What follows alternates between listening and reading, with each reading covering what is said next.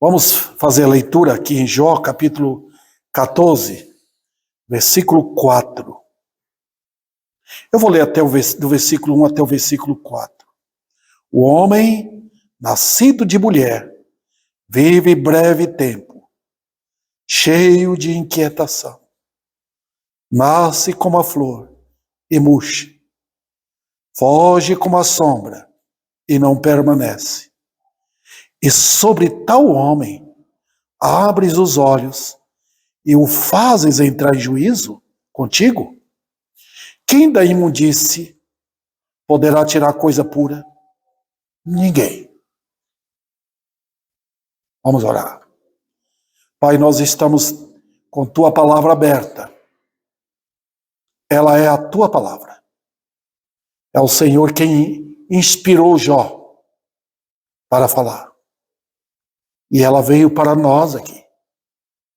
Então, Pai, tua palavra é incrível. Ela tem resposta para tudo. E perfeita resposta. Nós queremos ver quem é o homem. Eu quero ver quem sou eu. Mediante a tua palavra. Para que eu possa me humilhar mais ainda. Vem, Deus. Leva-nos ao pó. Para reconhecermos que nada somos. Que foi tua misericórdia que nos alcançou. Nos tirou da imundície. Então a tua palavra, ela responde para nós. Eu quero te agradecer. A minha graça de expor essa mensagem. E que ela atinge milhares de corações.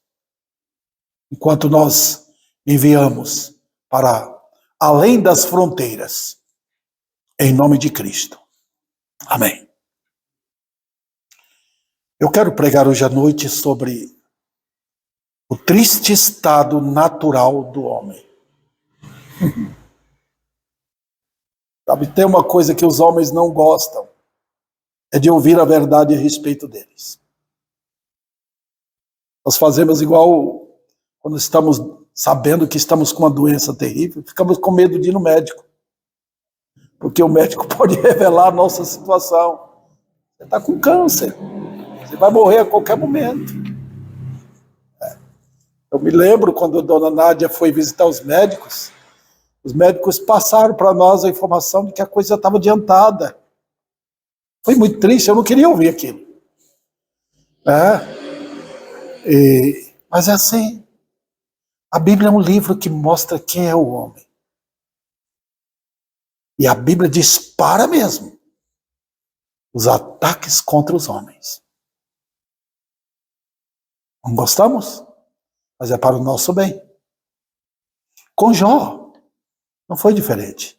Aqui está um homem de Deus. Você vê o perfil dele no começo. Depois você vê o perfil de um homem crente. Você vê durante todo esse livro. Você vê especialmente no começo, época de bem, tribulação, angústia, até que Deus fala para ele no final do livro. Um livro especial, meus irmãos. Então, Jó estava aqui, nesse período aqui, capítulo 14, tinha 3 homens perante ele. E esses 3 homens, eles funcionaram como objetos do diabo. Quando Satanás viu que não destruía a fé de Jó, mandou 3 homens.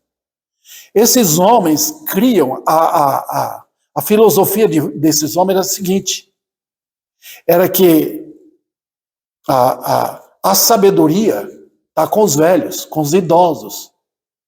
Aqueles homens viviam muito tempo, irmãos. Jó morreu com mais de 500 anos.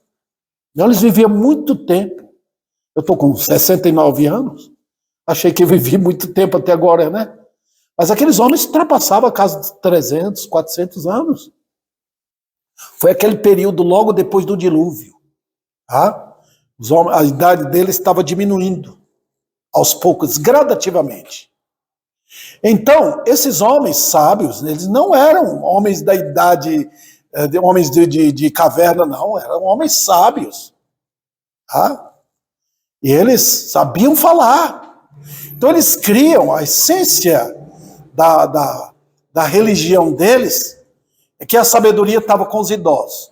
Dentro dessa sabedoria, o conceito deles era que eu estou sofrendo porque eu pequei. Eu perdi os filhos porque eu pequei. Eu não ajudei, eu não contribuí, eu não ajudei os órfãos, não ajudei as viúvas, eu deixei de servir. Por isso que Jó estava sofrendo. Então, ao invés de trazer conforto para o homem, eles vieram e jogaram vinagre na ferida, por assim dizer. Jó estava que não aguentava mais. Jó chegou a falar para eles que eles eram falsos médicos, consoladores molestos. Então o que Jó fez? Jó defendeu. Você vê quando chega no capítulo 25, aqueles homens não falam mais nada. Eles não conseguiram vencer Jó. Jó era um homem de Deus. Ele dava a resposta no ato. A sabedoria não está com os idosos. A sabedoria é o temor a Deus. Está até com o jovem, se ele teme a Deus. Ele é mais sábio do que os idosos. Por isso que no final, a partir do capítulo 30, Deus mandou Eliú para falar. Eliú era um jovem. Tá? Então, queridos, nesse capítulo aqui mostra como Jó agia quando estava conversando. Ao invés de confrontá-los, Jó, como que erguia a cabeça e começava a falar com Deus. Vocês podem ver aí no versículo 3, ele fala, olha, ele está explicando que é o homem. O homem nasce como a flor, murcha, foge como a sombra, não permanece. Aí ele dirige-se para Deus e diz, sobre tal homem, abres os olhos e o fazes entrar em juízo contigo. Ele está como o quê, irmãos? Conversando com Deus. Ele está, vamos dizer assim, fazendo perguntas importantes. Olha, irmãos queridos, nós hoje temos Bíblia. Nós temos uma igreja perto. Jó não tinha nada disso. Toda a instrução de Jó foi dada pelo Espírito Santo para ele. Ele não tinha um livro de Deus na mão. Mas ele tinha argumentos, nota, ele está confrontando Deus. O senhor está fazendo o que comigo? Eu sou nada. É interessante, né? Deus, eu não sou nada. Quem é o homem? Porque o senhor está mexendo com ele. É interessante. Então, queridos irmãos, Jó está intrigado.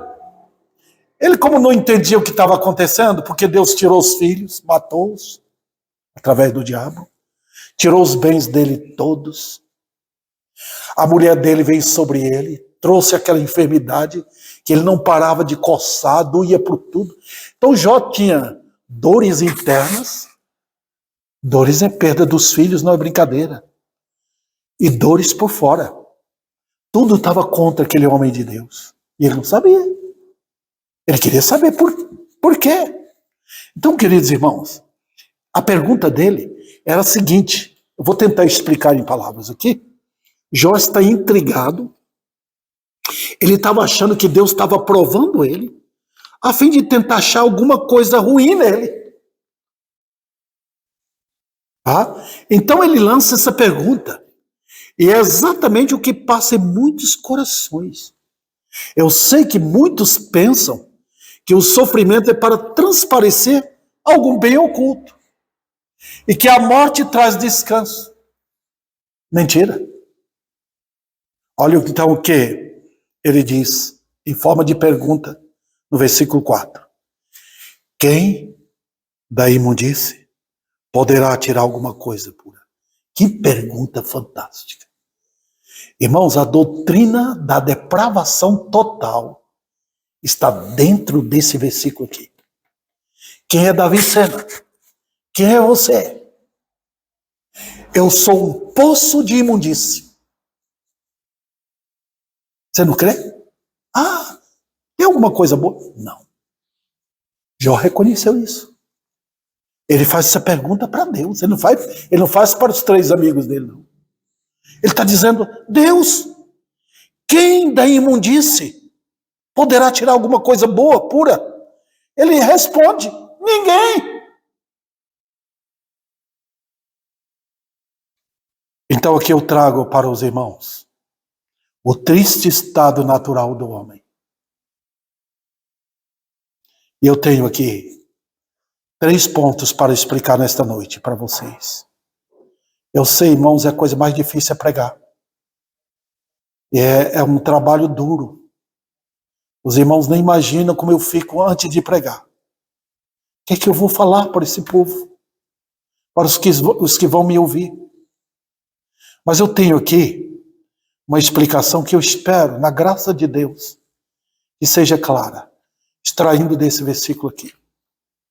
A primeira lição que nós temos é que o homem está num estado de imundície. Vocês querem ouvir? Eu sei que ninguém quer ouvir uma mensagem dessa, porque mexe com o homem. Quem é Davi? Quem é você? Dá uma olhada. O que é seu coração? De onde nós viemos? A queda lá no Éden. O que foi que aconteceu conosco? Eu caí. Eu tombei. Eu mesmo trouxe a imundície para dentro de mim. Agora eu pergunto, onde foi que o pecado não entrou? Lá eu estou sozinho lá em casa, os irmãos sabem que minha esposa faleceu, estou lá. E eu gosto de ficar com as janelas abertas, mas nesse tempo de poeira, entra poeira para todo lado. Todo dia tem que limpar o apartamento, né? Mas tem alguns lugares que não entra, porque não entra poeira ali. No caso do homem, não. É diferente. Olha, onde foi que o pecado não penetrou? Em todo homem. Queridos irmãos, quando alguém toma um veneno para se suicidar, se matar, no momento que o veneno cai no sistema físico do homem, sistema sanguíneo, imediatamente entra em ação. O pecado, quando entrou imediatamente. Em todos os aspectos do homem. É o que quero apresentar para vocês. Afetou fisicamente as enfermidades e a morte mostram a miséria humana. Vai lá no cemitério, bom pastor. Você vê lá crianças que morreram, jovens que morreram, homens e mulheres idosos, gente culta, gente pobre, gente rica, poderosos. Não tem um lugar no mundo onde a morte e o pecado não estão mostrando suas garras de terror. E sabem, foi isso que Jó percebeu. Ele estava completamente tomado daquelas chagas que o diabo pôs por ordem de Deus. Pode fazer. Ele não dormia à noite. À noite ele disse que queria que chegasse amanhã. Quando chegava amanhã, ele queria que chegasse à noite. Ele não tinha sono, não podia dormir. Chega 3 homens ainda para trazer, ao invés de trazer conforto, traz insossego para um homem que está numa situação daquela. Oh, queridos, nós estamos nessa situação e a Bíblia fala. A maldição do pecado é tão grande que enfermidades podem dissipar uma população inteira. Nós tivemos a Covid há pouco tempo. Teve desgraças na sociedade e na história. Na Europa, aquela enfermidade que afetou, matou milhares de pessoas. Na França e em outros países ali. Por quê? Porque nós podemos morrer a qualquer momento. A Bíblia descreve as enfermidades lá em Deuteronômio. São milhares que podem acabar com a raça humana em pouco tempo. Quando Deus soltou a morte para o rei Herodes, imediatamente ele foi comido por vermes perante todo mundo. Ele caiu comido de vermes. Está vendo? O pecado trouxe milhões e milhões de seres invisíveis que querem sugar nosso sangue, querem nos matar. A criação não quer nossa vida aqui. Cobras, bichinhos pequenos que a gente nem vê, querem nos destruir por causa do pecado. A criação não suporta o homem no pecado aqui. Saia! Em Romanos capítulo 8, é dito que a criação fala para os crentes, como que dizendo, saia daqui, voltem glorificados. Nós não suportamos mais. A entrada do pecado não foi por causa deles, foi por nossa causa. O pecado também afetou o coração. Agora nós vamos entrar na parte moral, porque o homem não é meramente essa parte física. A parte física é importante. O ser humano não é ser humano enquanto não tem o corpo. Os crentes estão no céu agora sem o corpo deles, tá? Esperando a ressurreição de todos os crentes. Estão lá em alma e espírito, tá? Mas estão esperando a ressurreição. O homem não é completo sem o corpo. Mas o corpo não é total. Hoje, nós estamos vendo a sociedade hoje, irmãos, que dá valor ao corpo. Dá valor ao corpo. Hoje é um gasto com o corpo, mulheres e homens. O físico que é importante hoje. Há um culto ao corpo nas igrejas hoje. Há aparência. Mas a Bíblia diz que Deus vê o coração. Ele olha dentro. Quando Samuel foi escolher o rei na casa de Jessé, apareceram os irmãos, os filhos de Jessé, jovens, fortes, bonitos, esbeltos. Deus diz, não é esse, não é esse. Eu não vejo o homem na aparência, eu vejo o coração. Vendo? E onde foi que o pecado entrou? No coração. Jesus condenou a religião que dá valor à parte externa. Os fariseus eram assim. Eles davam valor à parte externa do homem. Tem que lavar as mãos. Era aquelas abluções feitas pelos fariseus. Jesus falou em Marcos capítulo 7. É do coração que procede. É lá de dentro que vem adultério, fornicação, avareza, idolatria, mentiras e outros pecados tremendos. Vem do homem lá dentro. Em Jeremias 17, aquela pergunta, a pergunta é a seguinte, enganoso, vem uma afirmação, enganoso é o coração, desesperadamente corrupto, aí quem o conhecerá? O pecado afetou o homem no coração dele. E o homem é coração, não é aparência. Tornando enganoso e corrupto. Nós olhamos para a aparência, mas dê uma olhada nas aparências. Dê uma olhada na beleza externa de uma mulher, de um homem. A força dele. A Bíblia está olhando lá dentro. O que sai de lá? Olha a imundície no país. Olha a imundície dentro das famílias. Olha o que tem acontecido. A sujeira, a imoralidade. Olha as maldades que saem das bocas dos homens. Onde está o problema? O pecado levou a imundície para o coração. Se Deus não mudar o coração do homem, ele é o que é dentro de uma igreja. Ele é o que é com a Bíblia na mão. Ele é o que é cantando louvores. Se Deus não mudar o coração dele. Também, o pecado, Deus declara que afetou totalmente. O homem não é uma parte boa e uma parte ruim.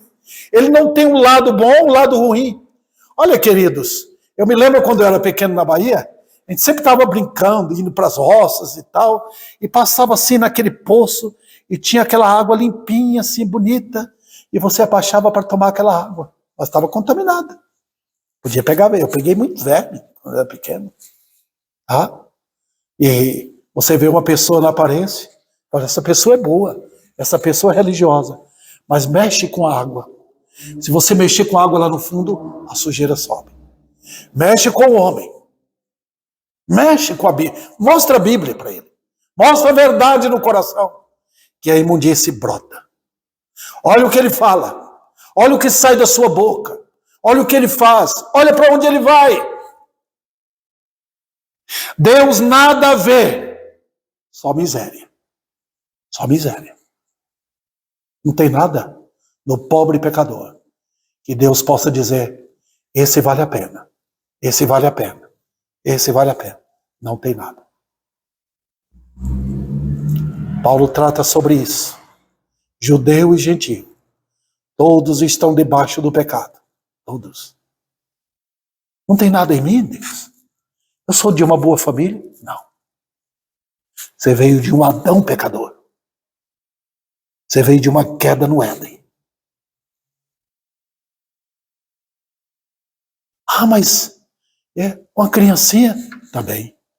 Nasceu para mentir. Nasceu para ir para os bares. Nasceu para afetar as outras pessoas. Não tem nada de bom. Vamos lá. Também, o segundo ponto aqui eu já entro. É um estado em que naturalmente, note as minhas palavras, naturalmente não há esperança. Por quê? O próprio Deus abominou. Ó, queridos, deixa eu falar com vocês. Como é que Deus salva alguém? Como é? É Ele que escolhe.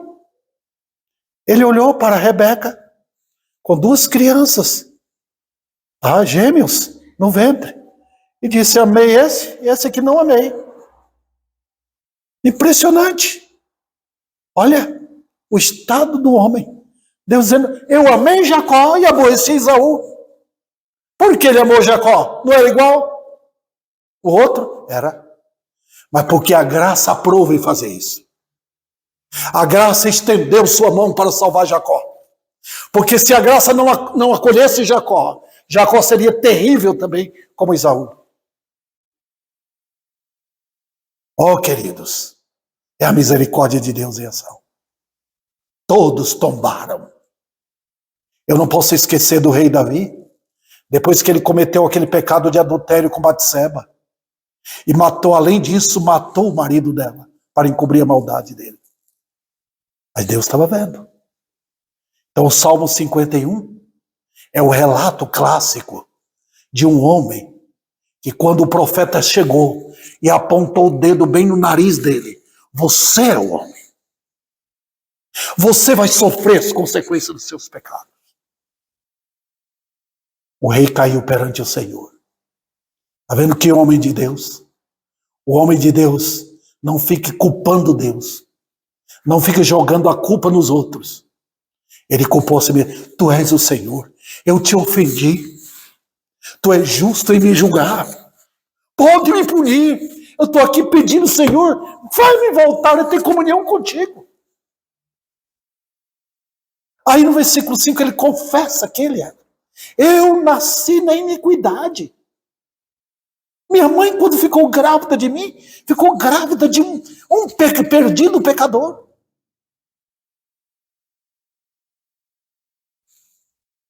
Queremos saber disso?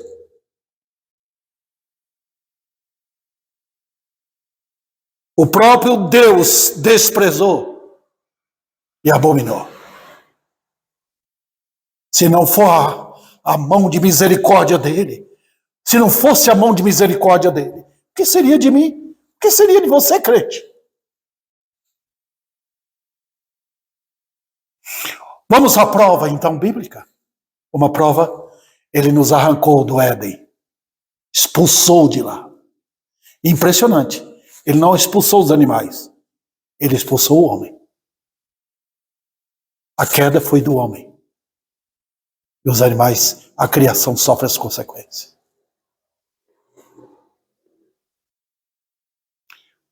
Foi colocado como condenado eternamente. Deus, naquele momento, poderia decretar o fim da raça. Nota o que ele fez no dilúvio. Deixou somente 8 pessoas livres. E toda a população naquele tempo foi morta. Deus, no dilúvio, estava declarando o que ele podia fazer com o Brasil inteiro, com o mundo inteiro. E ele vai fazer. Tem os salvos? Tem. Eles vão ser arrancados da face da terra, para que Deus julgue e pune uma raça horrível, caída no pecado. Também, a raça tornou-se o quê do pecado? O pecado não é brincadeira, queridos. O pecado não é um probleminha. O pecado é terrível. O pecado é uma oposição a Deus. Até o diabo, ele é um escravo do pecado. Ele não consegue sair. Não tem poder. Não tem religião. Não tem batismo. Não tem oração. Não existe poder que possa arrancar o homem do pecado. Ele é um escravo. Olha o que Jesus disse para os judeus. E aqueles judeus eram homens e mulheres. Opa, nós conhecemos o Velho Testamento. Nós somos seguidores de Moisés. Nós somos descendentes de Abraão. Eles se gabavam da religião deles. Nós temos liberdade. Jesus disse, não. Vocês são escravos do pecado. Vocês são filhos do diabo e não filhos de Deus. João 8. E agora? O que é que vão fazer? Então, queridos, olha o que é a situação do pobre homem. Tornou-se escravo do pecado. João 8:34. Ficou preso à rede do mal. Não pode sair. Quanto mais o homem tenta sair, mais há um poder do pecado que o puxa mais para o mal. A Bíblia diz em Provérbios que a rede do mal é tão forte que vai amarrando o homem cada vez mais. Se ele é um pinguço, ele vai ficar sujeito àquilo, não consegue sair. Se ele ama a mentira, ele vai ficar preso à mentira. Se ele se ele é um idólatra, ele vai ficar completamente escravo da idolatria. Não tem escape. A rede do pecado é muito grande. É o amor ao dinheiro, é o amor a si próprio, é o amor à idolatria, é o amor a qualquer mentira, é o amor ao sexo ilícito, é o amor a palavrões. Tudo isso está organizado, bem planejado dentro, é um esquema que tem dentro do coração do homem, não consegue escapar. Agora você fala, e o diabo? Prende o diabo. Deixa ele amarrado no abismo, se você puder. E o homem continuará o mesmo. O problema não é o diabo, o problema é o pecado. O próprio diabo, escravo do pecado. Jesus não veio morrer por anjos caídos. Ele veio morrer por homens que caíram. Que coisa, que fantástico. Não adianta. Será que o homem vai fazer uma decisão? Não. Ele está morto para Deus. Será que o homem vai escapar? Não, ele está lá nas trevas. Ele está na escuridão. Ele tem que ser tirado de lá. A provisão de salvação é de Deus, não do homem. Vamos tentar mudar. Não consegue. Ele odeia Deus. Ele é o inimigo de Deus, número 1. Mas ele quer... Não, ele não quer ir para o céu. Porque se ele chegar lá no céu e ver a glória de Deus lá, ele foge de lá. O homem não tolera o céu. Lá não tem pinga, não tem cerveja, não tem maldade, não tem mentira, não tem bagunça lá no céu. Por isso que ele ama o mundo.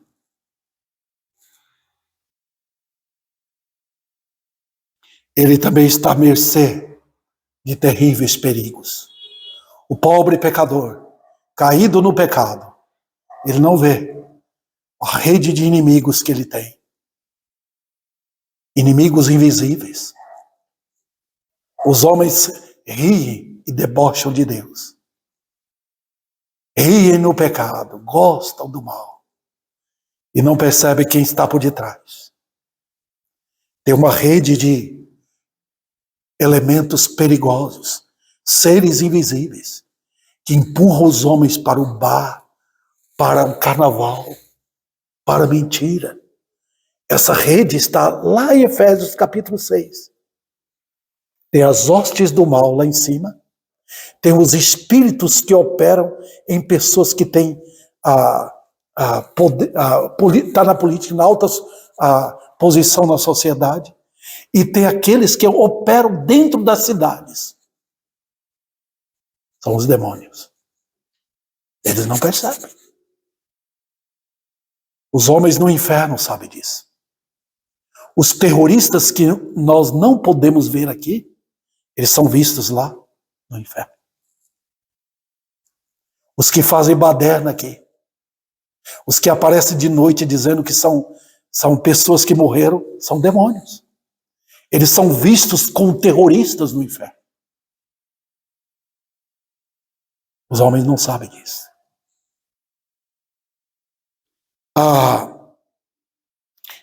Em terceiro lugar, é o estado carente de um exame. Porque Jó diz aqui, quem da imundície poderá tirar coisa pura? Vamos examinar isso? Vamos lá. Primeiro, eu posso dizer que os olhos naturais não podem enxergar. Em 2 Coríntios capítulo 4, versículo 4, Paulo diz para a igreja lá, o Deus deste século cegou o entendimento dos incrédulos. Nós pensamos que aqueles homens que estão na política, que são os cientistas, professores de faculdade, os grandes, os inteligentes deste mundo, podem ver. Não. Vá numa faculdade.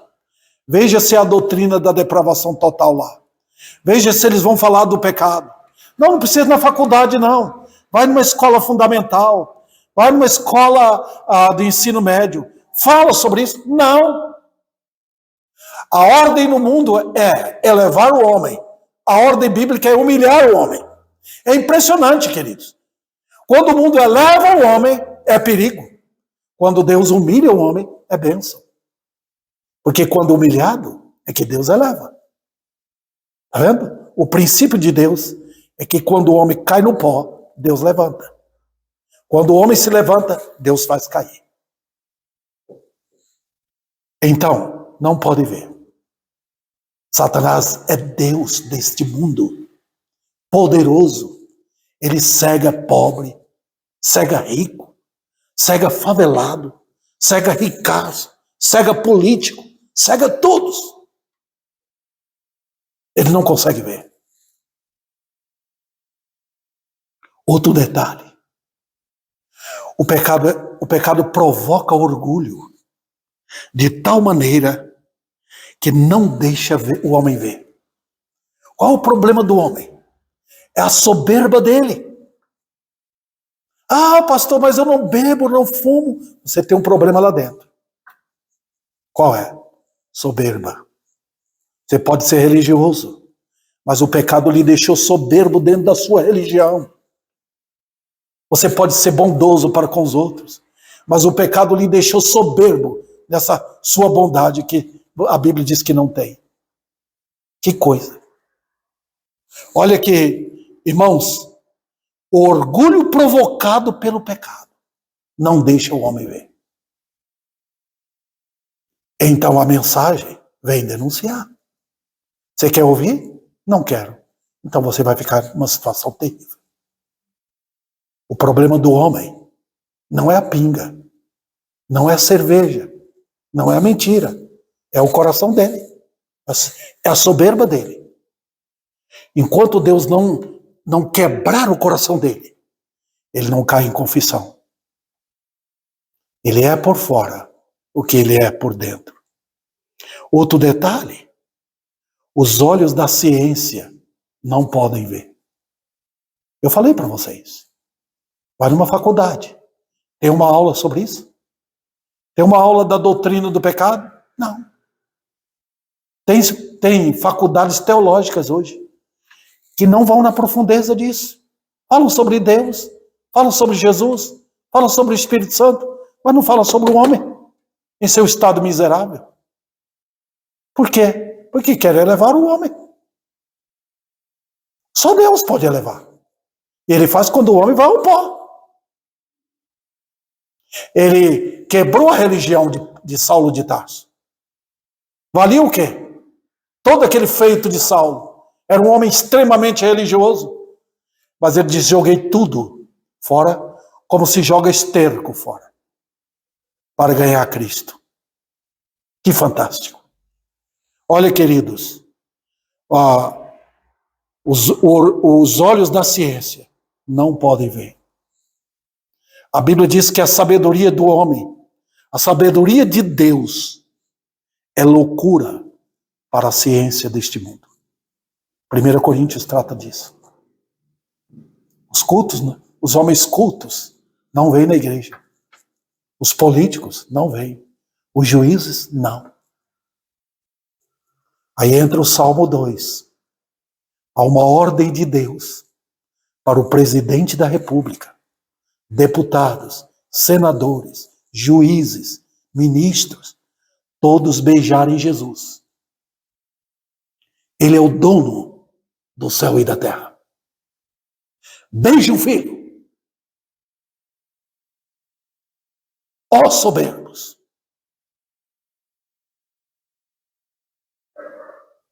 Deus destruiu elementos que arrogantemente se levantaram contra ele.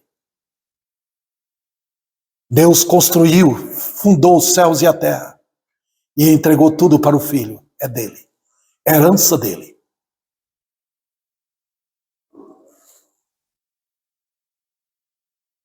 Também eu posso dizer que a religião do homem não pode ver.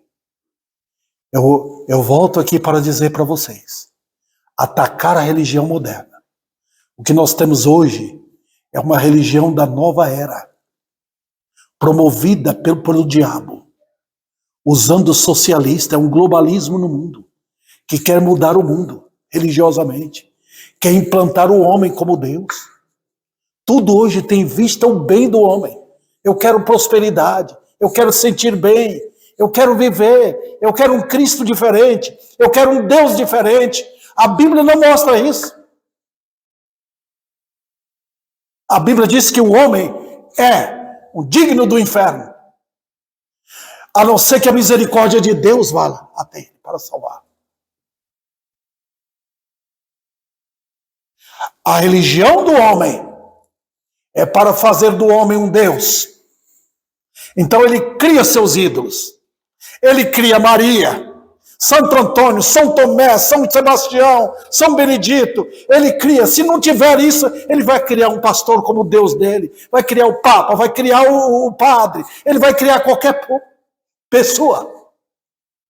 Porque ele quer fazer do homem o próprio Deus. É por isso que vai aparecer o anticristo. O anticristo é o Deus do diabo, dignificando o homem.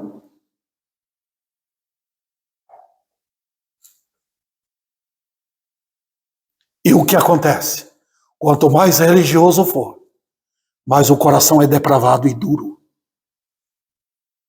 Nós estamos vivendo isso hoje.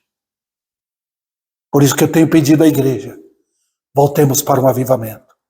Que o Senhor tenha misericórdia. Eu digo mais, que a posição humana não pode ver. A posição de autoridade não pode ver. O estado de imundície. Faraó não enxergou. Ergueu a cabeça, ergueu seu nariz, ficou petulante, até que Deus sepultou no Mar Vermelho. A autoridade não vê. Herodes não viu. Glorificou a si, foi morto por Deus. Pilatos não viu, mesmo vendo Jesus o justo. Lavou as mãos pensando que ficaria livre. Eu não sei como é que está fazendo no inferno, porque lá não tem água. Olha, queridos, a posição financeira também não pode ver. O Deus Mamon lhe engana. Quanto mais rico o homem é, mas se apega à sua riqueza, a não ser que Deus salve. Como salvou Zaqueu? Aquele outro homem fugiu quando Deus, o Senhor Jesus Cristo, mexeu com sua idolatria, amando o seu dinheiro, suas riquezas. E a posição de cultura? Você quer ser mais culto, mais sábio do que o próprio diabo? O anjo de luz, Lúcifer, ele era extremamente sábio. E hoje ele quer conquistar o mundo e ser igual a Deus, que nunca pode. Você quer a posição de cultura? A posição de cultura encobre o seu coração. Então, queridos, eu estou chegando ao fim aqui. Quem pode ver? Jó disse: quem da imundície, Deus, poderá tirar alguma coisa pura? O que é que ele está dizendo? Ele falou: Deus, eu não sou puro. Eu não sou. Eu sou um homem caído no pecado. Jó era um homem assim. Ele buscava o Senhor por misericórdia. Era um homem que intercedia pelos filhos, pelo lar dele. Era um homem que vivia para a glória de Deus. Era um homem que fugia do mal. E todo crente, queridos irmãos, todo homem crente foge do mal, porque ele sabe que na sua carne não habita bem nenhum. É impressionante o crente. Quando o mundo todo está pensando, o crente se acha. Não. O verdadeiro crente é aquele homem ou aquela mulher que sabe quem ele é. Na carne, na sua natureza, nos seus desejos pecaminosos. Ele habita nele o Espírito Santo, mas habita na carne só o mal. Então ele foge. A Bíblia diz a respeito de Jó que ele fugia do mal. Ele conta o histórico dele no capítulo 31 do seu livro. O que ele fazia para a glória de Deus. Ele diz: quem da imundice? O Senhor quer tirar alguma coisa boa de mim? Não tem nada de bom. Então vamos lá. Ele não sabia. Deus mostrou no final: Jó, você é meu servo. O final desse livro de Jó é interessante. No final Deus diz: você é meu servo, Jó. Você veio ao mundo, eu te trouxe aqui para você contar para todos os crentes que virão. Todos os santos meus vão saber o que eu faço com os crentes na promoção. Que maravilha. Deus vê. Eu dou glória ao Senhor. Não tem um coração que Deus não vê. Não existe. Ninguém pode se esconder de Deus. Não tente ser hipócrita. Não tente frequentar uma igreja para encobrir seus pecados. Deus vê o coração. Os pastores podem encobrir. Uma religião falsa pode encobrir. Mas Deus vê. Veja aqui. Ele afirma o quê? O que Deus diz? Eu não quero ouvir, preciso ouvir. Isaías capítulo 1. Ele diz que é abominável. Eu quero que vocês vão comigo, lá em Isaías, capítulo 1. Nós estamos no livro de Jó. Então só ir um pouco mais adiante. Isaías capítulo 1. E olha o que Deus diz para aquele povo de Israel. E o que ele fala para Israel, ele fala também para nós. Versículos 5 e 6. Ele diz, versículo 4. Ai desta nação pecaminosa, povo carregado de iniquidade, raça de malignos, filhos corruptores, abandonaram o Senhor, blasfemaram do Santo de Israel, voltaram para trás. Você já pensou nisso aqui? Como o que Deus fala, como Deus coloca aquela nação de Israel, como Ele coloca o Brasil também, numa situação terrível. Ele não está escondendo, Ele está mostrando a verdade. Ele está mostrando o quê? Ele está mostrando o coração.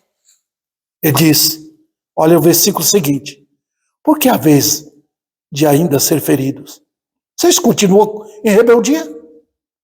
É a linguagem simbólica de Deus. Toda a cabeça está doente, todo o coração enfermo. Já imaginou um homem chegar no médico e ele olhar da cabeça até o dedão do pé, só a ferida? É a linguagem de Deus para descrever a imundície do homem. Eu me lembro, eu já contei aqui para os irmãos, de uma mulher que eu via nas ruas de Vitória da Conquista quando eu era pequeno. Morei lá. Ela era suja da cabeça aos pés. Ela carregava um cobertor. Ela vivia pedindo. Ela não tomava banho. Ela fazia suas necessidades naquele cobertor mesmo. Era imunda. Agora, se ela ofertasse o cobertor dela para alguém, alguém iria querer? Não. O que é que o homem tem? Tem alguma coisa boa nele? Só tem imundície. Olha, o versículo 6.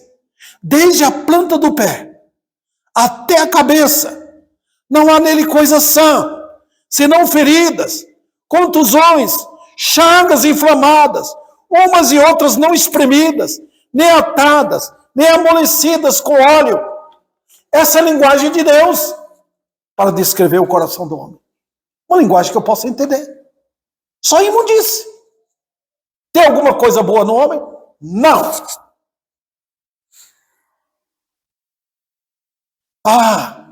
Vocês querem ver o que Jesus fala?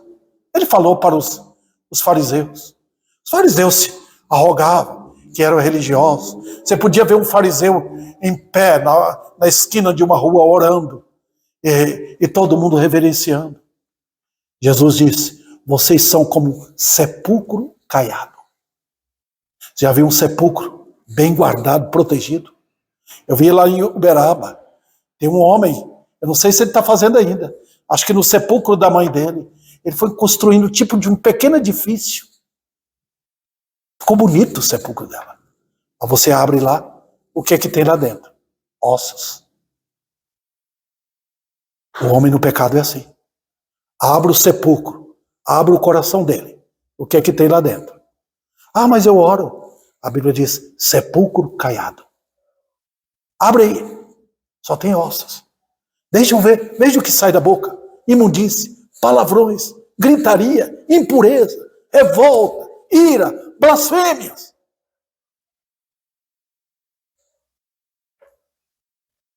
É um sepulcro aberto. Não tem coisa pior na raça humana do que a boca suja. E aqui que sai, a boca é como um motor que tira a água imunda de uma cisterna. Ela diz mais. E a justiça? Eu sempre cumpri meu dever. Eu sempre fiz isso. Sempre trabalhei. Cuidei da minha família. Sou um bom homem. Ninguém vê nada de tudo trapo de imundície. Isaías 64, 6. E John MacArthur, ele fala sobre trapo ali. Aquela palavra, trapo. Ele diz que eram aqueles panos usados pelas mulheres para a época de menstruação. Trapo de imundície. Tem valor nenhum. Outro detalhe. É um estado de morte. Você gosta? Você pode prender um cadáver de um querido seu. Um filho que morreu, a esposa que morreu, um pai que morreu. Você não pode segurar muito tempo. Vai apodrecer. A Bíblia diz que o pecado nos levou à morte. Paulo fala isso em Efésios. Falando aos crentes, ele diz: ele vos deu vida, estando vós mortos. Que situação. Eu termino aqui com 3 pequenos argumentos. A experiência humana aprova. Dá uma olhadinha. Não precisa olhar lá fora. Olhe sua vida. Examina você mesmo. Veja o que Deus fez na sua vida. Você é crente? Você é? Está tentando achar alguma coisa boa em você? Não tem. Tudo que tem de bom no crente foi Deus que fez, pela graça. Tudo que tem de errado no crente foi o crente mesmo que arrumou. Não tem nada, a não ser que a graça operou. Sabe de uma coisa? Se você não é crente, pode ter certeza que da cabeça aos pés só a chaga. Não tem valor nenhum. Você tem que gritar: miserável homem que eu sou! Clama-me! A Bíblia fala: clama-me, eu responder-te-ei. Eu me lembro de um jovem, há poucos dias atrás, lá na África. Ele mandou uma mensagem para mim, no chat, ali no Facebook, né? Pastor, eu não amo Deus. Eu fui numa igreja, fiz uma decisão, mas eu não amo Deus. Eu não sei, eu não conheço aquele jovem. Se humilhe. Clame a ele agora. Você está brincando com ele. Clama a ele. Ele ficou inseguro. Assim. Mas eu percebi que ele calou. Você está brincando com Deus, meu jovem. Você disse que não gosta dele. E não gosta mesmo. Clama a ele. Confesse sua maldade. Agora ele passou a ser um amigo meu. Sempre querendo aprender mais. Então, queridos. Olha, veja. Os homens de hoje querem ouvir mensagens bonitinhas. Quer dizer que Deus está abençoando. Não está. Se você não tem salvação, se você não está em Cristo, você está perdido. Clame a Ele. Ele é o Salvador. Ele não é um mero Salvador. Ele não veio trazer prosperidade. Ele veio buscar e salvar perdidos. Quanto mais orgulho tem, pior a sua situação. Mais imundo é seu coração. Clama, clama. Nossa concepção em pecado. Eu citei o Salmo 51. E nossa inclinação natural para o pecado. O que é que eu vou fazer? Ah, que maravilha. Olha a resposta. Está onde? Tem um grande Salvador. Na cruz, ele conquistou tudo. Pelo sangue ele purifica. Purifica completamente. Ele perdoa todas as suas iniquidades. Pastor, mas eu tenho tanto pecado. Não tem problema. O rio da água viva é para todos que chegam para banhar nele e se purificar. Vem pelo sangue. O sangue de Cristo purifica de todo pecado. E o que o pecador deve fazer? Confessar. Arrepende dos seus pecados. Onde foi que você caiu? Onde foi seu tombo? Onde iniciou tudo? Ah, mas eu não lembro. Lembra? Olha a queda. Olha que a Bíblia fala do Éden. Lá que está a minha história. Lá que está a minha situação terrível. Onde foi que eu nasci? Meus pais minha mãe não deu à luz um homem santo, mas um homem iníquo, como eu. Oh, que Deus misericordioso. Ele poderia ter me jogado no inferno, mas ele não o fez para estender sua mão e me arrancar da fossa, do perigo do abismo.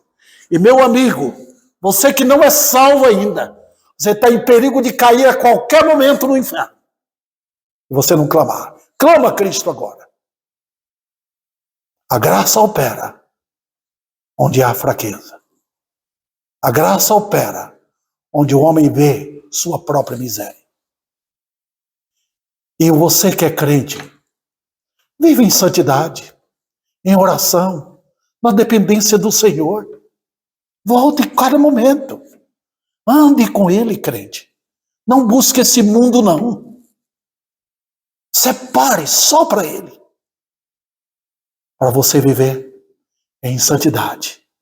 E sabe de uma coisa, crente?